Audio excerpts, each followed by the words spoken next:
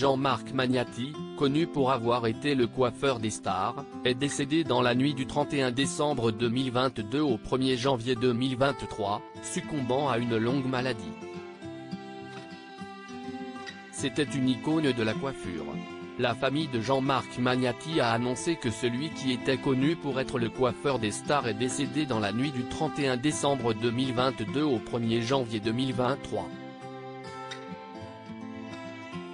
Les proches de cette personnalité très réputée dans le monde de la mode, du cinéma ou encore de la musique, ont précisé qu'il s'était éteint à Genève, en Suisse, où il vivait.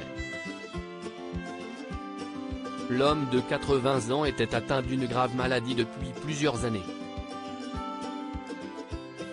Il était père de 2 enfants dont un garçon prénommé Elliot, qui a indiqué dans un communiqué: « C'est avec une très grande émotion que nous avons appris la disparition de Jean-Marc Magnati, la nuit de la Saint-Sylvestre. » Jean-Marc Magnati, le coiffeur des stars.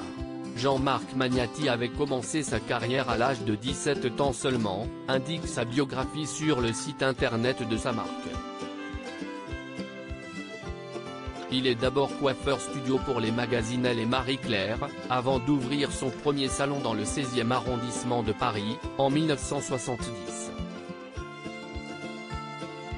Il s'impose alors comme le coiffeur des stars, ayant pour les clientes les actrices françaises les plus célèbres comme Sophie Marceau, Miu Miu et Mireille d'Arc. Il est aussi à l'origine de certains looks du chanteur américain Prince ou encore de Mylène Farmer. Ciseaux a également exercé ses talents dans les coulisses des défilés de grandes marques de mode comme Karl Lagerfeld, Sonia Rykiel et Courrèges. Alexandre Proty, directeur des 4 salons de coiffure Jean-Marc Magnati, a souligné l'exigence de son savoir-faire. Il nous a transmis la passion de la coiffure, a-t-il rendu hommage.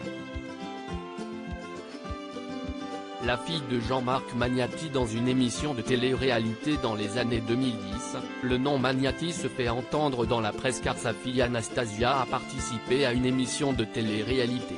La jeune femme, qui avait choisi d'apparaître sous le pseudonyme de Xenia, dans Carré 7 Hip sur TF1 avait d'abord tenté de réinventer son passé avant que Jean-Marc Magnati ne confirme à l'édition suisse de 20 minutes qu'il était bien son père.